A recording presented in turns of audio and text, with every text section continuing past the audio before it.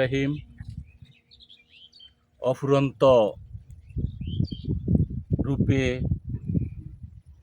সৌন্দর্যে, গুণে আল্লাহ আমাদের এই বাংলাদেশটাকে সৃষ্টি করেছেন। সকল দেশের রানী সেজে আমার জন্মভূমি। আমি বারবার যেন এই বাংলায় ফিরে আসি। বিভিন্ন কবি, বিভিন্ন সাহিত্যিক বাংলাদেশের রূপমাধুর্যকে, বাংলাদেশের সবুজ প্রকৃতিকে, বাংলাদেশের সৌন্দর্যকে বর্ণনা করেছেন। প্রাচীনকাল থেকে আমাদের এই বাংলাদেশ সমৃদ্ধ ছিল। সমস্ত পৃথিবীর ব্যবসায়ীরা, বণিকেরা আমাদের এই পাক ভারত উপমহাদেশে ব্যবসা বাণিজ্য করতে আসতো। আমরা সম্পদশালী ছিলাম। তারা আমাদের কাছ থেকে কাজের জন্য আসতো, ব্যবসার জন্য আসতো। আমরা সম্পদশালী ছিলাম। কিন্তু নিষ্ঠুর বাস্তবতা, নেতৃত্বের ব্যর্থতা, দূরদর্শিতার অভাবে, মির্জাফরির কারণে আমরা আমাদের সমৃদ্ধির স্বাধীনতা হারিয়ে ফেলেছি। পরবর্তী সময় সমাজ ব্যবস্থা আমাদেরকে সঠিক পথে পরিচালিত করতে পারেনি। কিন্তু আমাদের যে বাংলাদেশের গৌরব, আমাদের বাংলাদেশের যে প্রাকৃতিক সৌন্দর্য, যে দেশে এক মুঠো বিচি ছুঁড়ে ফেলে দিলে কিছুদিন পরে ফসল ফলে, এমন সোনার বাংলাদেশ আমাদের। আমরা যতক্ষণ পর্যন্ত এদেশের শিল্পপতি, আমলা, রাজনৈতিক ব্যক্তিত্ব তাদের সন্তানদের শিক্ষার ব্যবস্থা এদেশে না করবে, তাদের চিকিৎসার ব্যবস্থা এদেশে না করবে, তাদের স্থায়ী নিবাস এদেশে না করবে, ততদিন পর্যন্ত আমরা কোনোভাবেই সমৃদ্ধময় হতে পারবো না। কারণ তারা যদি বাংলাদেশটাকে এই লুটপাটের ক্ষেত্র বানায় বা অর্থ আহরণের ক্ষেত্র বানায়, তাহলে হবে না। এখন আমাদের দেশ হচ্ছে অনেকের কাছেই অর্থ আহরণের ক্ষেত্র। তারা বাংলাদেশ থেকে ব্যবসা করে, বাংলাদেশ থেকে দুর্নীতি করে, বাংলাদেশ থেকে লুটপাট করে, পৃথিবীর বিভিন্ন দেশে বাংলাদেশের অর্থ পাচার করে।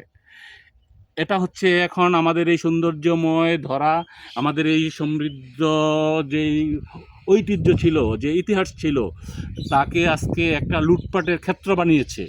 এই মন মানসিকতা থেকে আমাদের বেরিয়ে আসতে হবে। আমাদের দেশকে মনে প্রাণে ভালোবাসতে হবে। আমাদের দেশকে মনে প্রাণে ভালোবেসে এদেশের সমৃদ্ধি, এদেশের সুখ দুঃখে পাশে থেকে এদেশকে সামনে এগিয়ে নিয়ে যেতে হবে। শিক্ষা, চিকিৎসা, সকল ক্ষেত্রে যতদিন পর্যন্ত আমরা মনে প্রাণে দেশকে ভালো না বাসবো, দেশকে নিয়ে এগিয়ে যাওয়ার স্বপ্ন না দেখব, আমাদের ভবিষ্যৎ বসতি এদেশে হবে এই চিন্তা না করব, ততদিন পর্যন্ত আমরা কোনোভাবেই সমৃদ্ধময় হতে পারবো না। আমাদের অবশ্যই আগে দেশকে ভালোবাসতে হবে। প্রতিটি এই আমলার, প্রতিটি রাজনৈতিক নেতৃত্বের শিক্ষা, চিকিৎসার ক্ষেত্র বাংলাদেশ হতে হবে, নয়তো কোনোভাবেই আমরা আমাদের হারানো গৌরব, ঐতিহ্য ফিরে পাবো না। যখন আমার সন্তান আমেরিকায় লেখাপড়া করবে, যখন আমার সন্তান ইংল্যান্ডে চিকিৎসার জন্য যাবে, যখন আমি নিজে সিঙ্গাপুরে চিকিৎসার জন্য যাব, তখন তো আমার ধারণা হয়ে যাবে যে আমার তো টাকা আছে, আমি পৃথিবীর যে কোনো দেশে চিকিৎসার জন্য যেতে পারবো, শিক্ষার জন্য যেতে পারবো। কিন্তু আমার দেশের উন্নত শিক্ষা ব্যবস্থা করব না, আমার দেশের চিকিৎসা ব্যবস্থা উন্নত করব না। যতক্ষণ পর্যন্ত আমার দেশের শিক্ষা, চিকিৎসা, রাজনৈতিক ব্যক্তিত্ব আমলারা গ্রহণ না করবে, ততদিন পর্যন্ত আমাদের দেশ কোনো অবস্থাতেই সমৃদ্ধময় হবে না। তাই অবশ্যই আমাদের দেশের রাজনৈতিক নেতৃবৃন্দ, তাদের সন্তান, আমলাদের সন্তান, তারা যেন এদেশে শিক্ষা গ্রহণ করে, এদেশে চিকিৎসা গ্রহণ করে। তাহলেই তারা মিলে তাদের স্বার্থে, বাংলাদেশের মানুষের স্বার্থে আমরা একটি উন্নত শিক্ষা ব্যবস্থা, উন্নত চিকিৎসা ব্যবস্থা পাব। এটাই সকল মানুষের প্রত্যাশা। সোনার বাংলা, স্বপ্নের বাংলা, স্বাধীন বাংলা সব কিছু গড়তে হলে বাংলাদেশকে ভালোবাসার কোনো বিকল্প নেই। বাংলাদেশেই আমার জীবন, বাংলাদেশেই আমার মরণ।